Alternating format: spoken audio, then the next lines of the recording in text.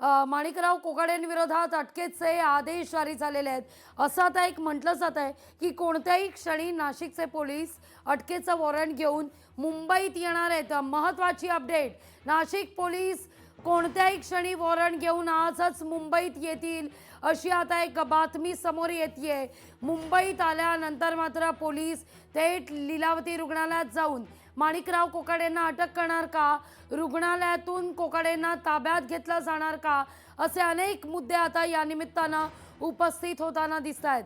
सदनिका घोटाळा प्रकरण आणि या सगळ्या प्रकरणी माणिकराव कोकाटे यांच्या भोवती फास आवळताना पाहायला मिळतोय.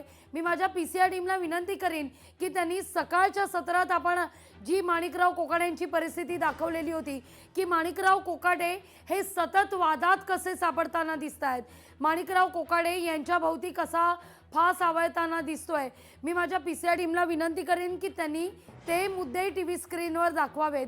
पाहूया आपण माणिकराव कोकाटे नेमक्या कोणकोणत्या मुद्द्यावरून वादात सापडलेले होते. मध्ये माणिकराव कोकाटे दिसतात आणि त्यानंतर वेगवेगळे मुद्दे आपल्याला ते पाहायला मिळतात. माणिकराव कोकाटे यांचं हे सदनिका प्रकरण हे काही पहिलं प्रकरण नाहीये. याआधी सुद्धा अनेकदा माणिकराव कोकाटे हे वादात सापडताना दिसत होते. माणिकराव कोकाटे यांनी जेव्हा दुष्काळग्रस्त भाग असू दे किंवा अतिवृष्टीग्रस्त भाग या ठिकाणी जेव्हा दौरा केलेला होता, शेतकरी खरंच आशेनं, तेव्हा ते कृषी मंत्री होते, त्यांच्याकडे आशेनं पाहत होता की कृषी मंत्री आपल्या बांधावर येत आहेत, काहीतरी महत्त्वाची घोषणा करतील, आपल्याला दिलासा मिळेल, कर्जमाफी होईल. या घडीची महत्त्वाची बातमी, धनंजय मुंडे यांची मंत्रिमंडळात वापसी होणार का, असा मुद्दा आता या निमित्तानं उपस्थित होतोय. एकीकडे कोकाटेंची एक्झिट मुंडेंच्या एंट्रीला कारणीभूत ठरणार का, हा देखील एक मुद्दा या निमित्तानं उपस्थित होतोय. पण ही जेव्हा बातमी समोर येते त्यावेळी मात्र क्रोनॉलॉजी समजून घेणं हे फार गरजेचं आहे. गेल्या 15-20 दिवसांपूर्वी धनंजय मुंडे आणि अर्थातच अजित पवार यांची भेट झालेली होती, बंद दाराआड चर्चा झालेली होती. त्यानंतर असं म्हटलं जात होतं की धनंजय मुंडे हे पुन्हा मंत्रिमंडळात परत येतील अशी चर्चा झाली. पण धनंजय मुंडेंनी या सगळ्याविषयी प्रसारमाध्यमांना अशी माहिती दिली की आपल्या मतदारसंघातल्या कामांकरता ही भेट झाली.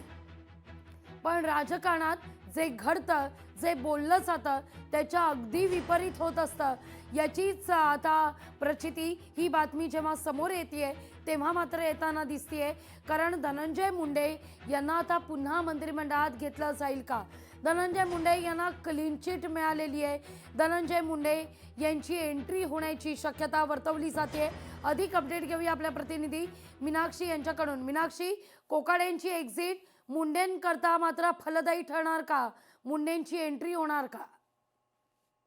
निश्चितच लागली. आपण पाहतोय की माणिकराव कोकाटे यांच्या विरोधात आता वॉरंट निघाल्यानंतर धनंजय मुंडे हे दिल्ली दौऱ्यावरती गेले असल्याचं कळत आहे. आपण पाहतोय की वैयक्तिकरित्या त्यांनी एनडीएच्या काही नेत्यांची भेट देखील घेतल्याची माहिती आहे. खरं तर आपण पाहतोय की आज सकाळी प्रफुल्ल पटेल यांनी देखील दिल्लीची प्रतिक्रिया दिली होती. मात्र कायद्याची लढा सुरू आहे आणि असं सगळं असताना मात्र हायकोर्टात जाण्याची देखील तयारी आहे. आता सुद्धा आपण जे पाहिलं तर धनंजय मुंडे यांनी संसदेत स्पेशल घेतलेली आहे. कारण धनंजय मुंडे हे मंत्रिमंडळामध्ये वापसी येणार का, असं देखील यावेळी प्रश्न उपस्थित होतोय. सरकार माणिकराव कोकाटे आता काही वेळापूर्वी आपण पाहिलं होतं की लीलावती रुग्णालयामध्ये दाखल झालेले आहेत. आजारी असल्याचं सांगितलं जात आहे, त्यामुळे लीलावती रुग्णालयामध्ये ते दाखल झालेले. कोणता आजार आहे मीनाक्षी? माणिकराव कोकाटेंना असं नेमकं काय झालंय की लीलावती रुग्णालयात अटकेचं वॉरंट जारी होताच दाखल व्हावं लागलंय? निश्चितच लागली. या संदर्भात आपण अधिकची माहिती घेण्याचा प्रयत्न केला आहे, पण तुर्तास कोणतीही अधिकची माहिती देण्यात आलेली नाहीये. स्वतः त्यांच्या वकिलांकडे याबाबतची माहिती नाहीये, कोणतेही सर्टिफिकेट आतापर्यंत त्यांच्या हाती लागलेले नाहीयेत. त्यामुळे एकूणच आपण पाहतोय की कोकाटेंविरोधात आता जी निकालाची प्रत आहे ती आल्यानंतरच आता विधिमंडळातून देखील कारवाईची प्रक्रिया जी आहे ती सुरू होऊ शकते. खरं तर दुसरीकडे आपण पाहतोय की ज्या पद्धतीत माणिकराव कोकाटेंच्या विरोधात अटकेचे आदेश निघालेले आहेत, त्या अनुषंगाने आपण पाहतोय की आमदारकी रद्द करण्यासाठी विधिमंडळात देखील कोर्टाचे आदेशाची जी प्रत आहे ती देखील आवश्यक आहे. मात्र ह्या सगळ्याच घडामोडी घडत असताना मात्र माणिकराव कोकाटे आता हायकोर्टात जातील, तिथे दाद मागतील. मात्र त्यांच्या या अटकेला स्थगिती मिळेल का हे देखील पाहणं तितकंच महत्त्वाचं राहणार आहे. पण तुमच्याकडे पुन्हा येते, तुमच्याकडून अपडेट घ्यायचा आहे. लोकशाही मराठी ऐका, पहा, जागरूक रहा.